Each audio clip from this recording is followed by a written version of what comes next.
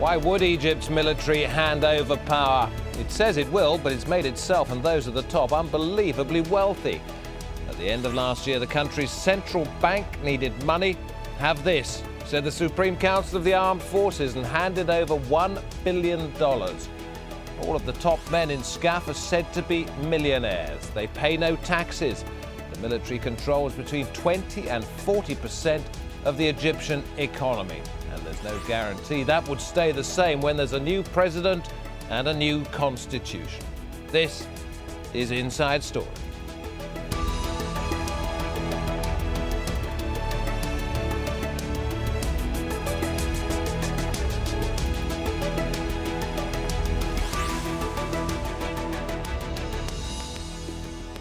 Hello there, I'm David Foster. After the deadly street fighting of the last week, Egypt's generals are being accused of actually encouraging the violence. The allegation is that by creating chaos, they would be able to cling to some form of power. Soldiers were actually accused of standing to one side during the attacks and not intervening until after people had been killed.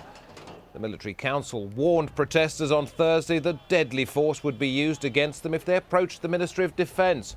And yet the ruling generals have now said they may bring forward a handover to civilian rule in 3 weeks' time if a president emerges from the first round of voting. Well, as the country's military rulers spoke to reporters in Cairo this week, above them hung a banner which read, "The armed forces honour the promises they make." We are repeating it at every opportunity that the armed forces will hand over power before June 30th, once civilian institutions have been put in place. That has been our principle since the start. We are not interested in staying in power. There is no need to re-emphasize that again. So, can Egypt's military have a special status under the new government? To answer this question, we're joined by our guests, all of them in Cairo. Abdulmawgud Dardery, Member of Parliament and a leading member in the Freedom and Justice Party. Heba Morayef, the Egypt researcher for Human Rights Watch. And Jamal Abdul Jawad, a former director of Al-Ahram Center for Political and Strategic Studies. Very warm welcome to all of you. Dr. Dardery, first let me come to you with what we've seen in the course of the last 7 days, and particularly the demonstrations outside the Ministry of Defence on Friday. Was Hosni Mubarak right when he said it's either chaos or me? Thank you, David, for having me. I don't think he was right. I think the Egyptian people will be able to overcome the existing challenges. It is very unfortunate, as a member of the Egyptian parliament and as a member of the Freedom and Justice Party, to see any drop of human blood anywhere in the world, let alone in Egypt, being spilled over political disputes. I call upon SCAF and the existing government to do the best it can to protect the life of each and every Egyptian. It is their responsibility. We will hold them responsible for each and every life of every Egyptian. Egypt after Mubarak is very different. The Egyptian life is special, and no one should harm the Egyptian life. At the same time, I call upon the demonstrators there, please do not be dragged to violence. You have the right to protest, but at the same time, keep it peaceful. Let me put this to Heba Morayef now. I mean, one of the generals said last week, and I'm going to quote, "We will not relinquish power because a slogan-chanting crowd says so." Is this what you were worried about, and is it not something that backs up the suggestion that the military might actually be fomenting this trouble because it's in its interest to see the streets unmanageable? Well, I think it's a reminder of the fact that the military wasn't really listening in January and February 2011 when there were crowds chanting slogans about a desire for a change in the regime and not just the removal of their commander-in-chief. And I think it's a reflection of the fact that what we've had over the last year was a combination of a genuine popular uprising and a soft military coup. And the military has really held on to power, tried to restrict political space.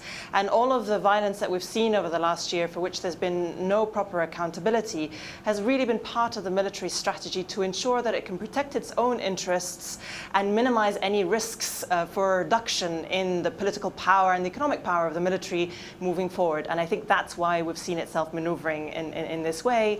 And of course, now that we're finally at this very critical point, there is a great danger that the terms of the transition are such that will handicap any chances of reform moving forward, and the potential for violence at this point is also a lot higher as the military tries to maneuver against increased public anger against its own role in the last year. Let me ask Jamal Jawad, you have in the past broadly supported what the Supreme Council of the Armed Forces has done, and we talked about its position of power, its influence. Let me read to you something that an American professor who specialized in foreign military said.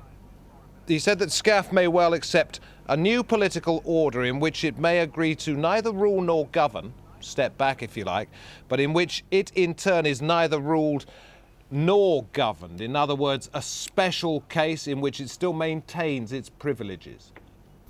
Yeah, I would say for the sake of safe transition in Egypt, I think a kind of a special status for the military should be granted in the coming political system in Egypt, and this should be enshrined in the constitution.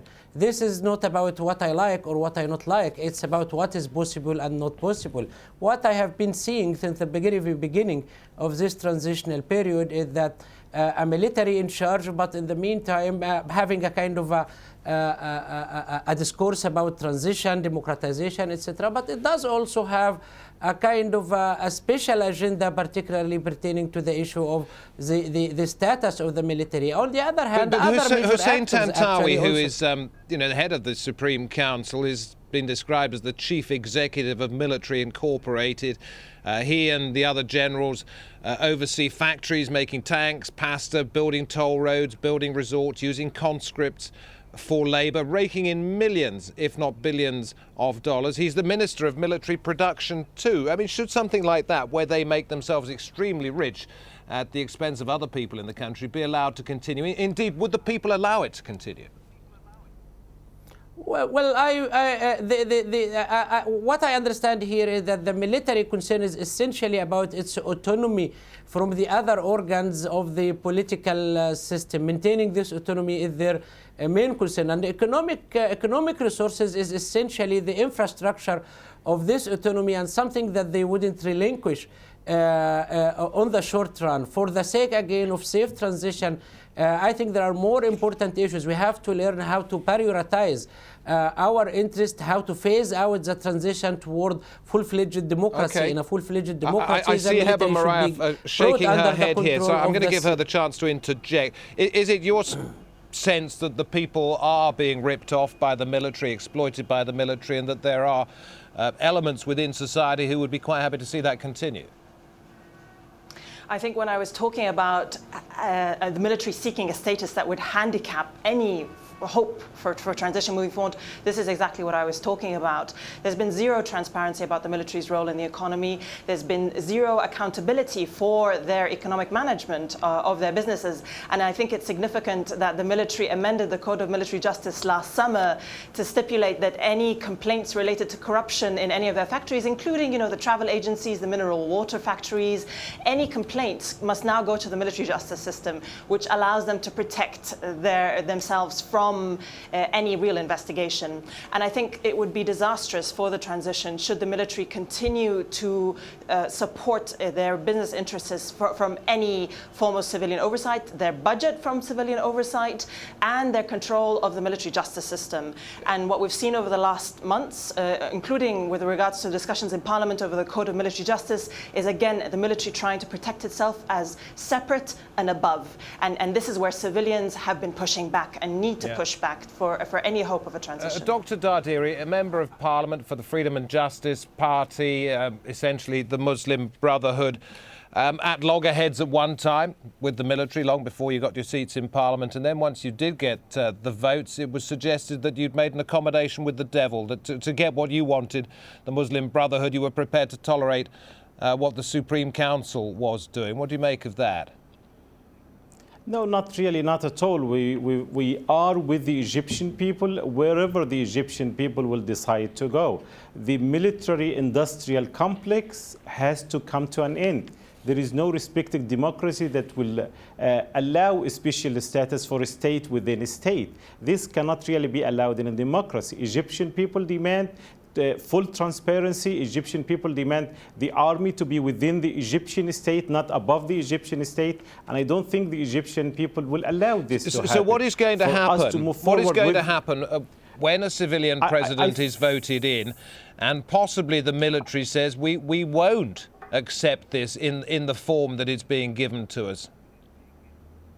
You see, Dave, now the question is what the Egyptian people want. It is not just the military. Once the Egyptian people decide to elect, I think serious negotiations and serious discussions. At the end of the day, this SCAF has to accept the rule of the law and has to accept the will of the Egyptian people. And I think at the end of the day, they will.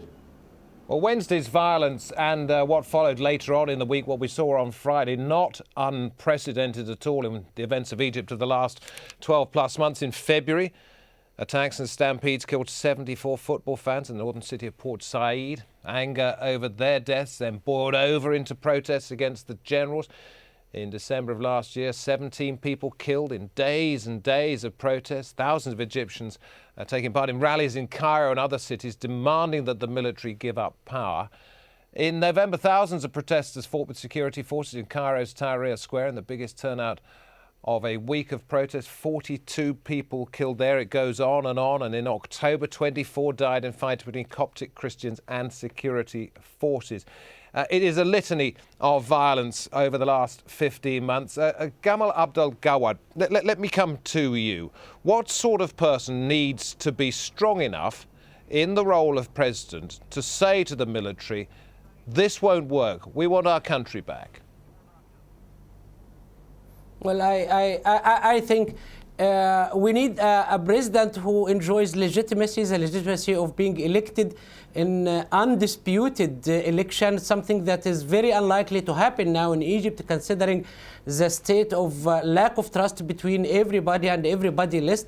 We have to remember here that those people who are protesting in front of the defense ministry are essentially protesting against the legal exclusion of their favorite candidate, Hazem Abu Ismail, because they don't trust that the constitutional or whatever the presidential committee is really working according to the law, etc. This situation of lack of trust, this situation of very low level of law enforcement, I wouldn't say it will allow us to generate such a kind of president. That is why it is not about whether you have a strong president or not, because no matter who is going to be elected, there will be some sort of questioning and about disputing whether this is completely legal or expressing the will of the people. Let me finish this.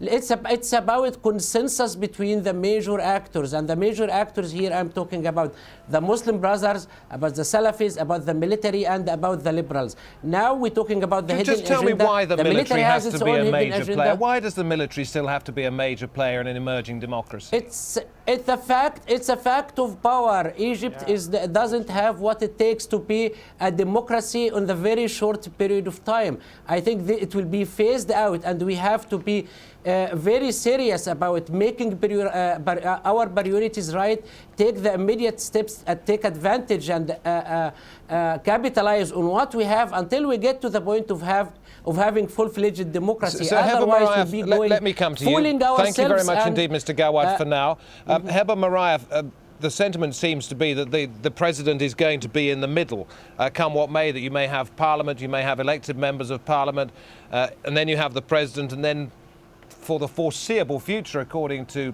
Mr. Jawad, you are going to have the military. Does that leave the president powerless? I don't think so, and I think it's dangerous to say things like Egypt is not ready for democracy. This is what Mubarak said for years and what Omar Suleiman said also during Tahrir last year. I think what street protests have shown over the last year, even though they don't necessarily represent the entire Egyptian population, what they show is that there is a new sense of empowerment for normal Egyptians. And if you look at labor strikes as well, people are agitating for a role in shaping their country's future. And any new president will have to listen to the street as well. And I think the hope for Egypt moving forward is that there is still a chance for civilian consensus between all political parties to push back against the military. And if we have that, if we don't have the kind of deal making that we saw since the beginning of the transition last year, first between the Islamists and the military, at certain points between liberals and the military, who were offering special status for the military in the constitution in exchange for a role for the military to guarantee the constitutional legitimacy, all of these deals are not on the table anymore now. And I think there is still this moment where if we get this pushback, at least the starting point will be one where moving forward we can fight against. I'm going to go to Dr. Dardery in just a moment, but I'm going to stay with you, Heba, to ask you this question. You talked about deal making. You say that's now off the table, but was there a naivety among the political parties, among the Freedom and Justice Party, the Salafists, thinking that they could do deals with a military that's maintained its grip on power for so long and would be unwilling to relinquish it? I think what there was an alignment of interests very early on, and whatever agreement existed clearly broke down in early 2012 when we started seeing this exchange of criticism between the FJP and the SCAF. So we don't know what the terms of that tactical alliance was at the time, but I do think it was naive, and I do think that it was also naive for other political parties to approach the military for privileges, because ultimately the military's ruled Egypt for over 50 years, and it's only by getting them out of the system that we can then start to rebuild a structure and to really have a transition, because there hasn't been a transition yet in Egypt. Dr. Dardery, let me come to you. Yes. New member of Parliament, been outside the political system for so very long, you're suddenly having to deal with some very wily customers in senior members of the military. A, the suggestion is that you were naive thinking you could solve these problems. B, the suggestion is you were naive in thinking you could do a deal with SCAF over whatever it was you wanted. That ultimately you've come into power and realised how difficult it's going to be. You see, Dave, a couple of issues here. I would rather like to agree with what Heba said, that Egyptians are very much determined. They're very much prepared for democracy, and they're determined to follow the democratic course to the end. It is very unfortunate to see some liberals and secularists are playing in the hands of SCAF. Democracy is democracy. When the people of Egypt give the vote to Freedom and Justice Party and the Muslim Brothers who cooperated with the SCAF. Let me just finish. Absolutely, Dr. Dardery, everything that I've read, everything that our guests are maintaining. I'm sorry, you've gone off track, so I'm quite within my rights to pull you back to this. You are saying it is the secularists and the liberals who've done deals with SCAF, whereas in fact it's your party by and large that's done it according to everybody else. Not done deals only, but they're playing in the hands of SCAF. Especially you look at the Constitutional Committee and what happened, how they accepted to be in the committee when they just less than 24 hours decided to withdraw, assuming under pressure from somewhere, from the unknown third party. As if it wasn't the Muslim Brothers trying to take over the entire committee. Let me finish, sir. No, I'll tell you what I'm going to do, gentlemen. It's my job here to jump in. So I'm going to say, Dr. Dardery, I'm going to go back and ask you the question I asked you again at the beginning, which you haven't answered so far. Sure. You're finding politics much more difficult than you imagined because you haven't been able to solve the problems that the people want you to solve, and you're being accused of doing deals with the military. You don't expect parliamentarians to solve the problems of the people. It is the problem of the government. I am really surprised that you asked this question. This question should be directed to the government that refused to execute the necessary regulations to provide the Egyptians with their need. It is a government problem, not a parliamentarian problem. What we did in the parliament in the past 100 days was more. We produced more than what the previous Let me put it another way. The perception was in from the people that you would be able to solve the problems, partly because that was the way you sold yourself to the people, that you would be able to come in and change society for the better. Now, whether you can or cannot do so is a different matter, but they expected you to and you haven't. You see, I don't call it perception. It was orchestrated perception by the liberal media. The liberal media tried to portray a negative image of the members of the Freedom and Justice Party because they expected the member of Justice Party to provide people with gas, gasoline, and other services that are supposed to be done by the government. I think the government failed. The government had to go. The military, SCAF, had really to provide the Freedom and Justice Party and other parties to form a coalition government and move on with providing services to the people. They failed in this. This is where we are now. I think the Egyptian people are determined to move forward with democracy. We expect SCAF to respect the democratic results of the coming elections. And I think whoever the Egyptian people choose, all of us have to listen to, and then other issues can be discussed, should be solved in a peaceful way. Professor Jawad, here we are, 3 weeks before the possible announcement, if somebody wins in the first round, of a new Egyptian president. It'll be a historic day, and yet still we don't know who's going to be writing the constitution. What's very ironic, in fact, we'll be having a president elected without a serious legal basis. What kind of powers he will be enjoying, how power will be distributed or shared between him and the parliament and the government. This is a chaotic situation. My concern here is that this country has a very small and narrow window of opportunity to have a safe exit out of this transition. And if we don't use it, perhaps there could be a kind of a political collapse or complete chaos in this country. Look at the current situation. You have a parliament that was shut down voluntarily in the past week, and a military that is no longer having the confidence of the people, a presidential election committee that is doubts raised about it from everybody. The pieces are not there to build a functioning political system, and if we don't come very quickly to a reasonable consensus between the contending forces, the Muslim Brothers and the military, the Salafis and the liberals, and I still insist the military is there because excluding it, because again, if we don't win the military of the cooperation, the cooperation of the military, a coming president will be powerless, and perhaps will be entering a new phase of instability in this country. And that is the danger. Thank you, Professor. That's the danger going to Heba, because we're getting towards the end of our programme. That is the danger, that the stability that people wanted hasn't arrived when they began the revolution at the beginning of 2011. And the real danger is that there could be, as Mubarak predicted, chaos. I think these predictions of chaos are overstated. There are two huge problems that the average Egyptian feels: economic concerns about the deteriorating situation and their daily livelihood, and a sense of insecurity. And both of these issues are solvable ones, and the decision was in the hands of the military over the last year. We haven't had a functional government since last November in Egypt, and I agree, with the FJP representative that this has been a huge part of the issue. And when Parliament has attempted to change the government, the military has been pushing back. So we need a government that can actually make economic decisions and policy decisions about so many different things. And with regards to the security situation, this is an issue related to police reform, where again the military early last year was blocking all attempts to actually reform the police. Yeah. We have an ineffective, badly trained and brutal police force, and their management of demonstrations is what is causing this ongoing violence, which then obviously decreases confidence in Egypt. Thanks very much to Dr. Dardery, Member of Parliament.